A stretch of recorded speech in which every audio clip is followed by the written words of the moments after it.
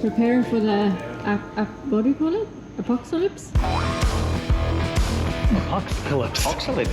Apocalypse. Yeah, there's a Cat 2 cyclone headed our way. It's the first time in 50 years something's hitting Brisbane. For centuries since Brisbane faced the effects of a tropical cyclone, this one back in 1974 was called Wanda. Around 7,000 homes were lost, 16 people died, and weeks later, a second tropical cyclone called Zoe made landfall at Coolangatta. So you've never experienced a cyclone before? Nah. Yeah. You're not that old. Yeah, I'm 60.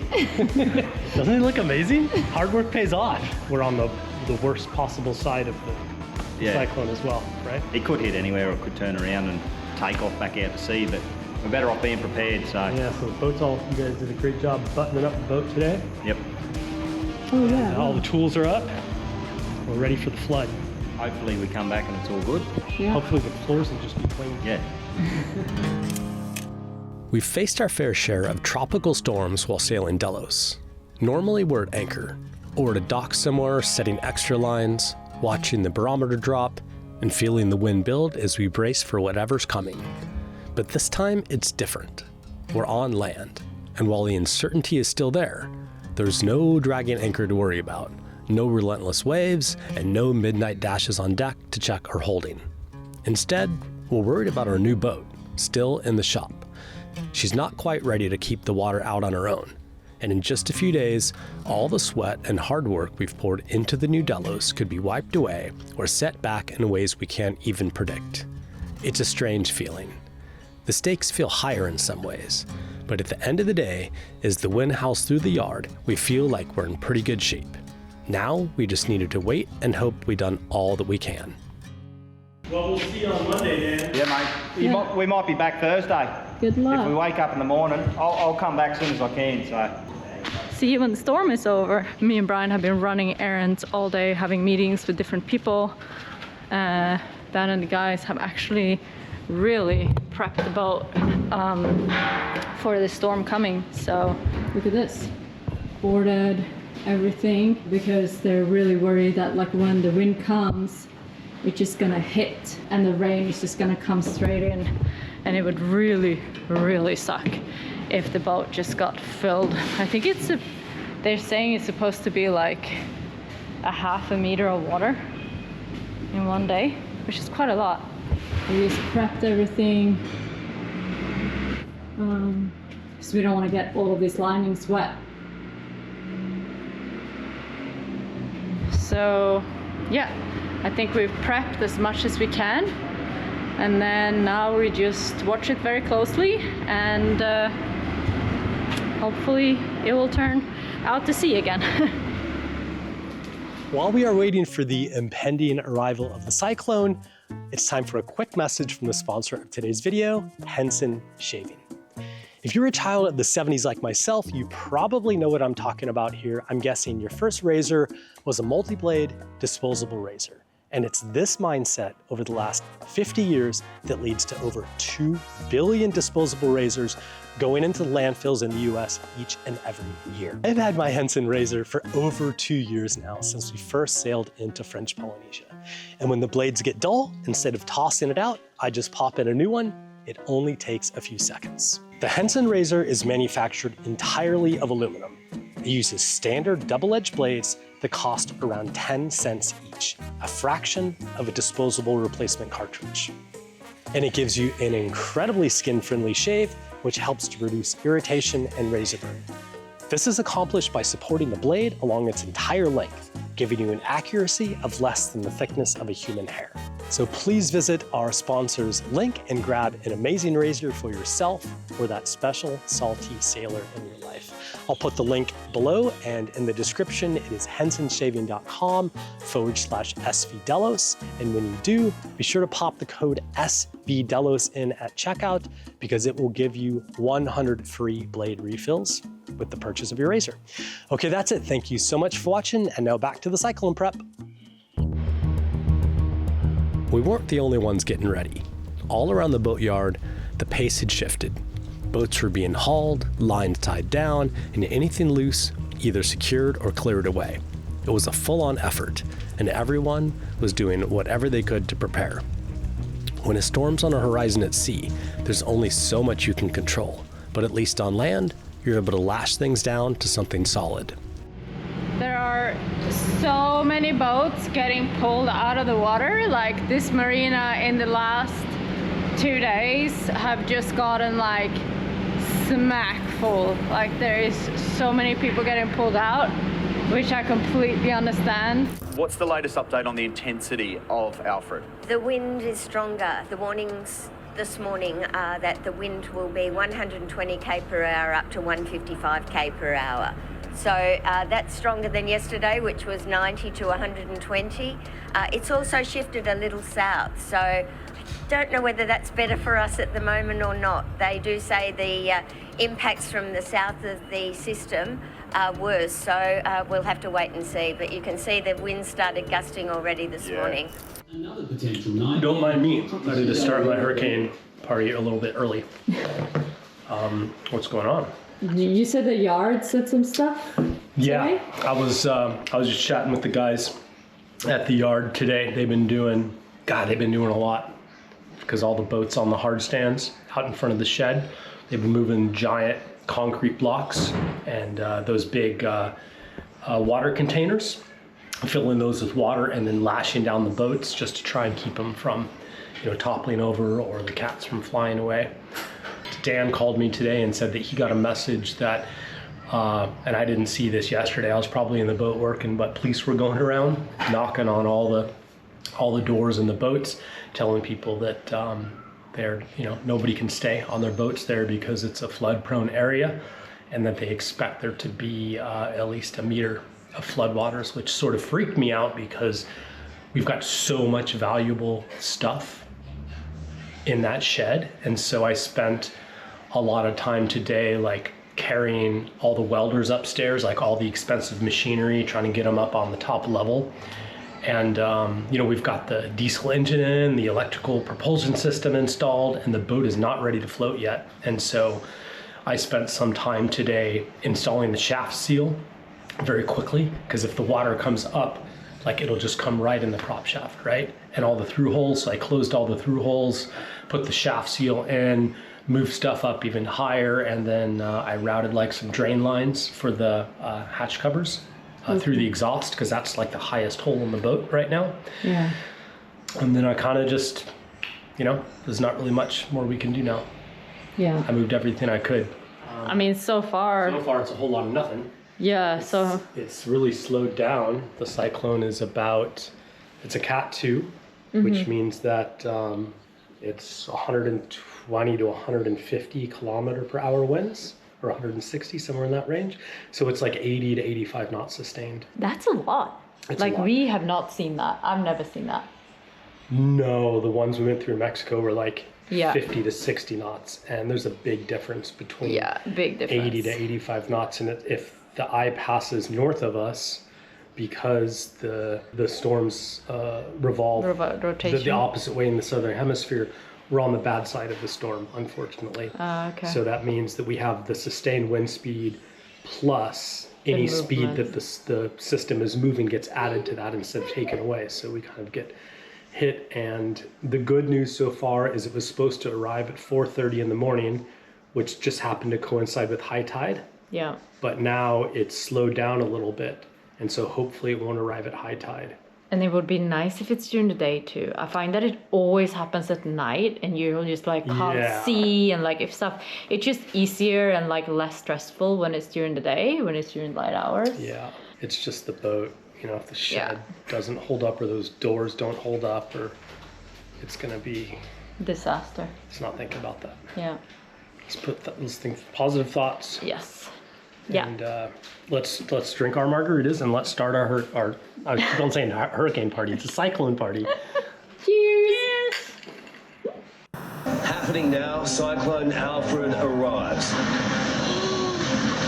Get out. Delivering wind gusts in excess of 100 kilometres an hour. More than 500,000 people without power, and that number expected to rise. Cooking in the dark.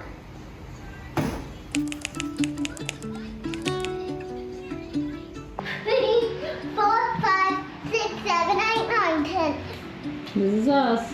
Everyone, you want to watch it again? Okay.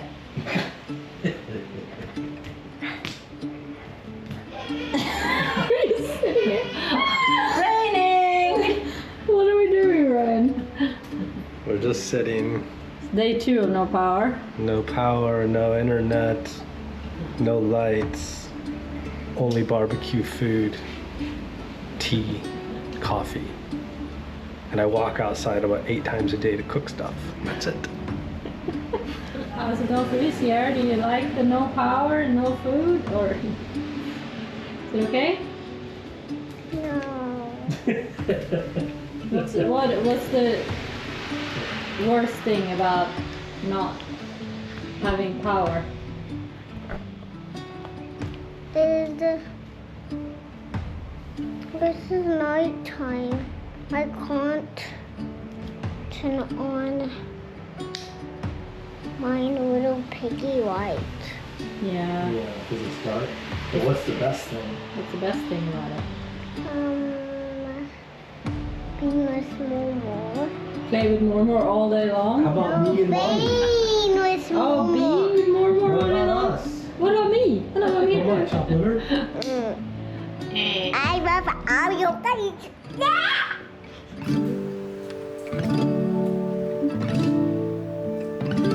We slept actually pretty good last night. Like, I didn't really wake up that much. It's so different in a house than a boat. Yeah, it just... We're good sailors. We just slept right through it. I mean, I guess we would have woken up if it was something crazy that happened, but yeah. And I think like most of the wind actually happened down a little bit further south at the Gold Coast, and there's some areas that have been really smashed. But I feel for us here, like it has been windy, but nothing like what they said, you know? See what happens today. And we don't have no internet, we don't have no electricity. No. We just sit here and eat bagels. We got a barbecue grill. And we have bacon. Sweet. We do have a lot of bacon. Yeah, I guess today is probably going to be like a inside try to entertain Sierra day, because we've been inside now for 3 days, and I could feel it yesterday. She was getting a little like used that little anger, like I need to put the energy out, and but she's been doing really good. And I guess today is probably the last day we're gonna be inside like this, and then I hope it will start easing up tomorrow.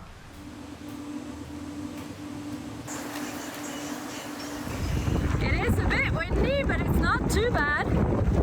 And yeah, we saw that one fallen tree, but other than that, it seems like this area down towards the water has not that much damage at Victoria Point, so I think a lot of people are just out of power. But those guys just came and you know, we're gonna fix it, so maybe that's a good sign, hopefully. How the tree fell? How the tree fell? Yeah. How do you think? I don't know. Maybe the wind? I think of thunder. The thunder?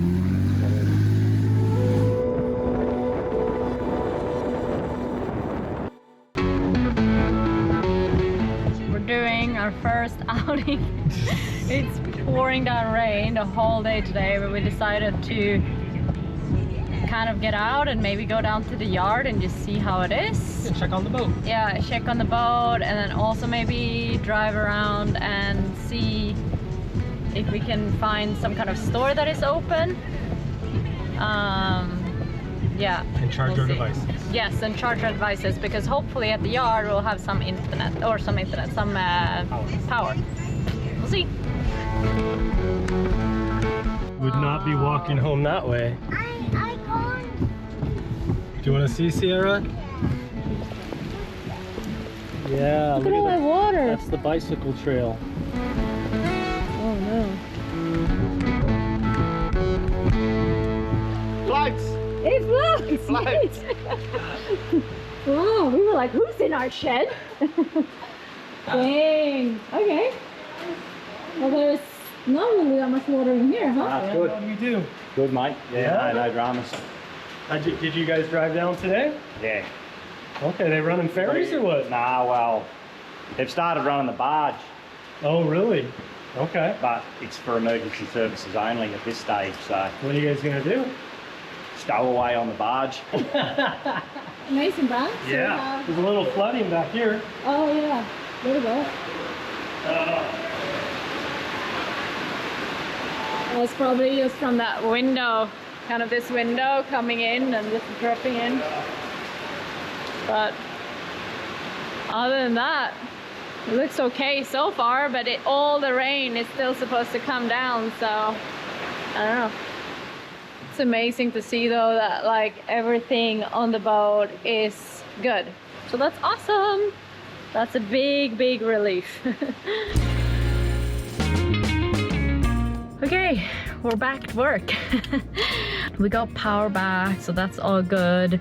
And yeah, it just feels really good to be back to somewhat of a normal. And yeah, now it's time to just get cracking again on all the work stuff. So, Hi. ready to start working again? Ready to hit it. Nice. It's actually, the weather's cleared up and it's a nice day. I know, it's really sunny there. Yeah, I think we came through the storm pretty good. Yeah.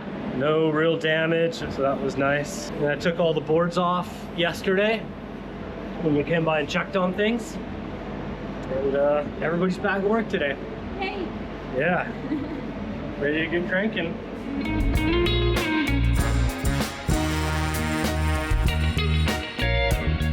Okay, today's exciting because I'm going to start fitting the electric only propulsion side.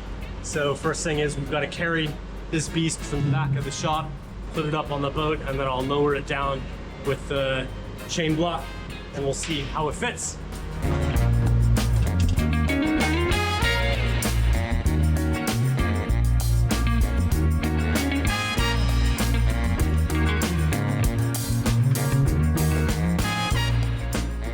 Oh, look who shows up just in time. Al Blisters turns up and all the work's finished.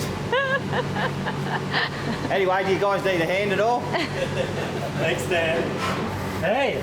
Did you get Dave on camera before? I tried to, but he froze up like a deer on a headlight. Like the deer in the He goes like this. I was like, hey man, I don't think we introduced you on video. And he went, just like I used to. Just like Dan used to.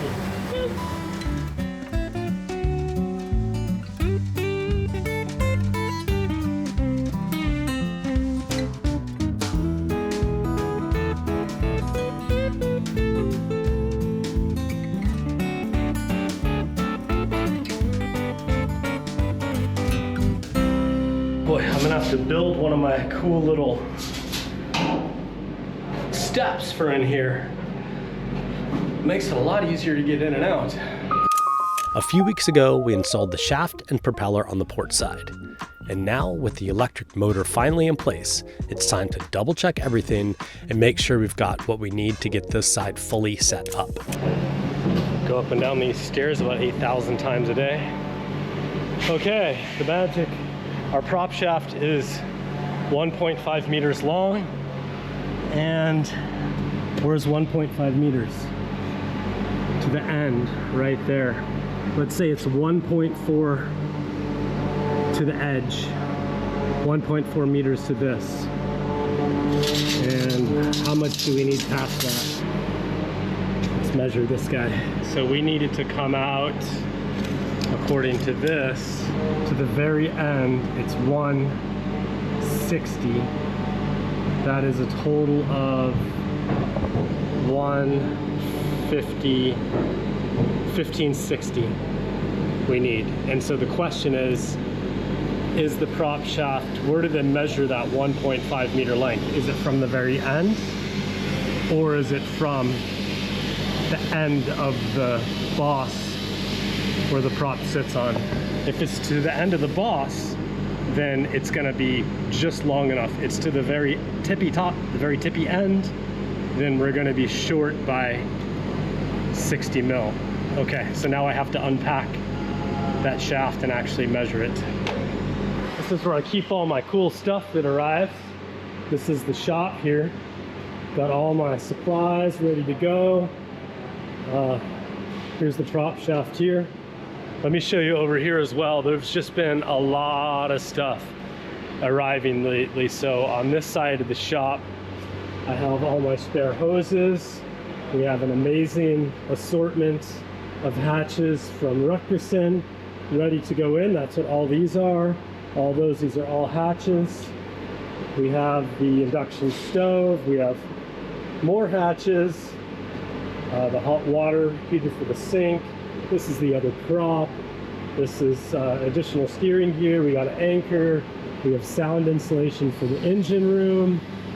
And then under that is sailing hardware. So this is all the winches and power packs and everything for the powered furlers.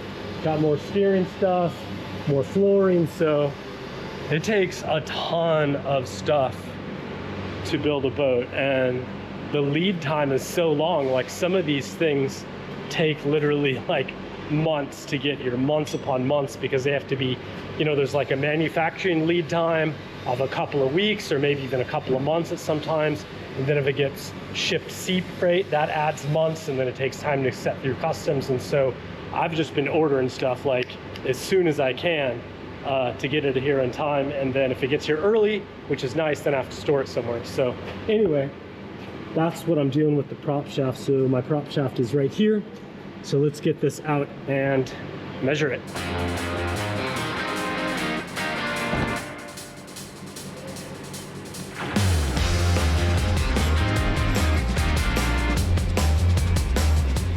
It is 1.5 meters to something. It's not either. It's like somewhere in the middle. There's 1560. 1500 is like, yeah, I need to unwrap it.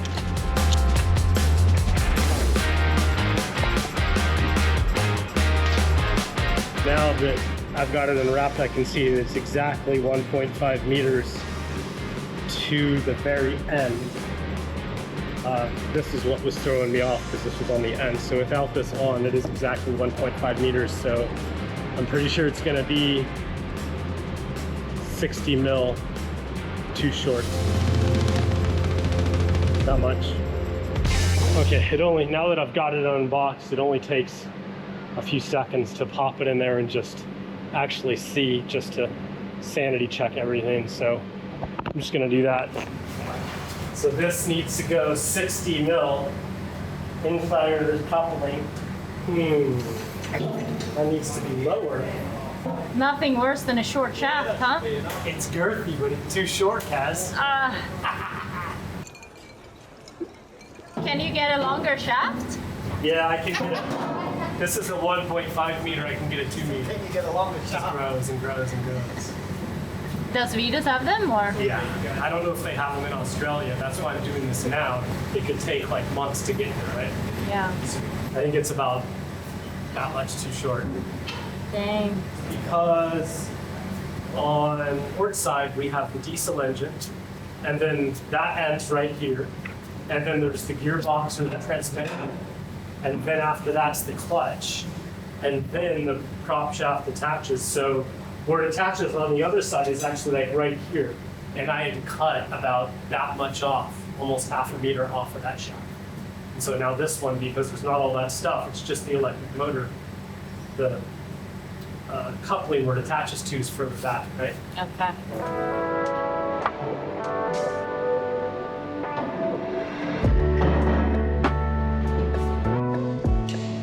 So what was the conclusion? Did you... Actually, I have good news. Yeah? I tweaked a few things in the engine room and I remeasured it, and it turns out we were within 4 millimeters of where I needed to be. And I have that much play where I can put the engine mount, so I can just actually slide the electric motor a little bit more to the stern, and I think it'll work just perfectly. So I don't have to order a new prop shaft. That's great. That's huge, yeah.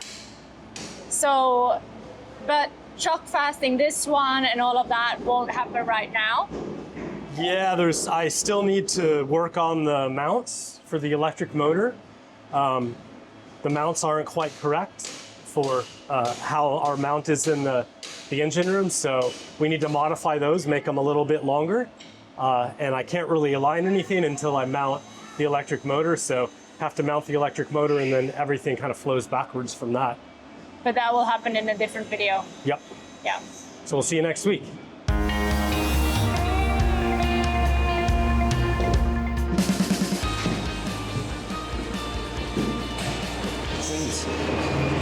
Twins, look at us. Guess which day it is? It's Friday. Funky Shirt Friday. And today we're doing something that's actually a very cool stage in the project. We are doing this sheet, which is rig facts for multi-hull yachts from Selden. Before any rigging gets installed, every key point on the boat needs to be precisely measured. We're talking mast-based chain plates, forestay to mast center, cap and lower shroud lengths, spreader angles, everything. These measurements determine how the loads will be distributed across the entire rig. If even one of these numbers is off, it can throw the entire system out of balance, causing premature wear, poor sail shape, or worse, structural issues under load. This isn't a part you eyeball or estimate. It's the backbone of the sailing rig, and every millimeter matters. And so our job this morning is we have a bunch of different measurements that we need to do that will set the actual dimensions of the rig. So for example, we've just marked where the center of the mast will be. So the center of the mast will be this mark right here. And from that, we need to measure out to the cutter stay, out to the forestay, and then we need to measure laterally across the boat to a perpendicular line with both the cap shroud and the aft shroud, the lower shroud. And then we need to measure those to, to the center line of the boat, and then also forward to perpendicular with this line. So there's 6 different measurements we need to get. And we also need to do a few things in relation to the height of the deck. Yep. And basically when they put all this in the system, then they verify the design and make sure that the shrouds are gonna be at the appropriate angles coming from the mast, back, forward, and that the rig is gonna be strong. Not fall down. Sounds good. Yeah. So pretty important stuff. So shall we? We shall. Okay, so can you see this mark here, Kaz? That will be the center of our mast. Okay, so perhaps we should do the easy one first, the centers of everything. So on the holes, it'll be the hole center. And then when I measure a distance to like that chain plate up there, I will do it to the center of the plates. Yep. Right? Yep. So tell you what, I already have my ladder set up, so I'll go up there and get on the ladder. So we'll run that center line through a little bit further there. We've got one there. Check that one on there.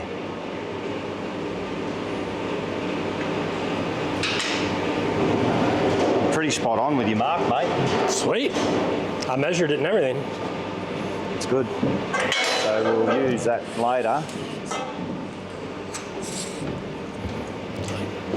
And then we might just do another reference here, Kaz.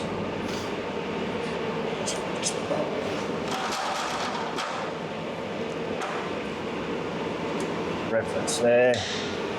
So just so that we don't have to measure up over the top of this, so we can go to there. Yeah, so we've got 455.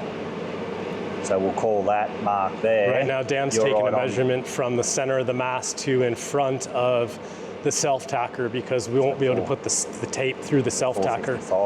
So we'll just measure to that new mark and then we'll add them together. That's what's going on that here. arrow. Yep. And then if we just square this now off of here, center, that on that mark, Kaz. We've got to go forward a bit. Should it be right in the middle of that group? It should be right on this edge here.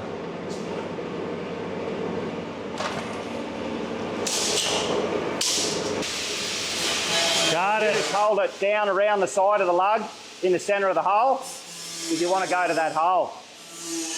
Center of the hole there. Yep. You're on the 100. We're on the 100. Plus our 455.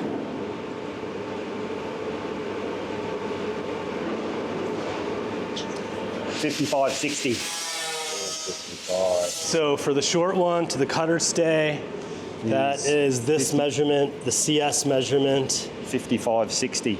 We need to know the distance. So we might just put a reference line from here out there and then put another reference line down. Yeah. Down the edge there. Can we use the laser? Height, you want height or distance? Well, we need both, right? So, yep. So we need height from there to the roof, is that right? We need height from the water line to the roof and from the chain plates to the roof. Yep. So I'm wondering, could we just hold the level off the side and then measure down? Is it just that lower part of the roof, or is it the highest part of the roof you got to work to? I think it's the edge. The edge there in line.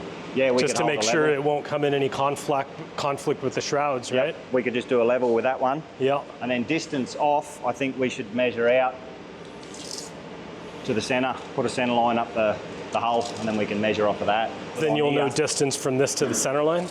Yeah.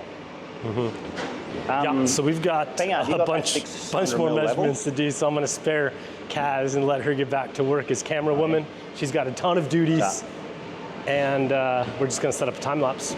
It took a few hours to get every measurement just right. One person holding the tape, another calling out numbers, and someone else cross-checking against the plans. It was a full team effort, measuring, adjusting, and double-checking until every dimension lined up. All the physical measurements of the rig are now done. Dan and I spent quite a bit of time doing the lateral measurements to the shrouds, to the chain plates, and the longitudinal measurements as well. And I've gotten them all written down. And so my next step is to actually go and compare the physical measurements to the measurements taken from the model. So we have a rig and sail data plan, which should list some, but not all of these measurements. And so I'm just gonna sanity check them against the digital calculations, see how they compare, because if I see a discrepancy, then we've either measured it wrong or something's gone wrong. So always a good idea to double check. And then once I have everything and I'm comfortable with everything, I fill out the form and submit it to Selden, and then we kind of like continue evolving with the idea of getting a complete and approved rig plan that will then be manufactured and hopefully shipped here in a couple of months. Oh, it's exciting. Yeah. This week was intense. A cyclone hit, and for a while, everything felt very uncertain. We didn't know just how bad it would get or what kind of mess we'd be dealing with afterwards. It definitely had us all on edge. But now that it's passed, there's this weird mix of relief and exhaustion, and somehow we're still making progress. We've started planning the rig, and that's a huge step.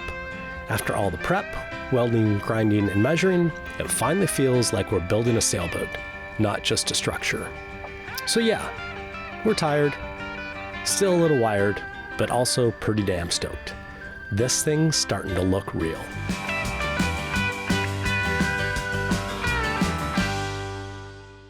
I was going to take a piece and then try and get it back round again. Lunchtime. Look at that one. Oh my God, I love chocolate. How was that bread though? This is my situation. That is delicious. Got my tea, and I'm looking through the Vitas catalog for like the 27th time. Just move those tables back, Kaz, away from there if you're going back in. No, I think hopefully it's it doesn't fly away. Yeah, the whole box. With you in it. Yeah. Is it Mary Poppins or the Sound of Music or whatever it is? Morning. Remember my breath. Sorry. I think I'll do the bird. Right. On in the generator. Craig next door is running this Jenny. We don't have a Jenny. We got a barbecue grill and we have bacon. Can you see this mark here, Kaz? What? And today I present you brunch a la barbecue. We have, surprise, surprise, the last pack of bacon. Nice. Bye to my friend the rain. You have imaginary friends now? The rain. Oh, the rain? Rain, rain, go away.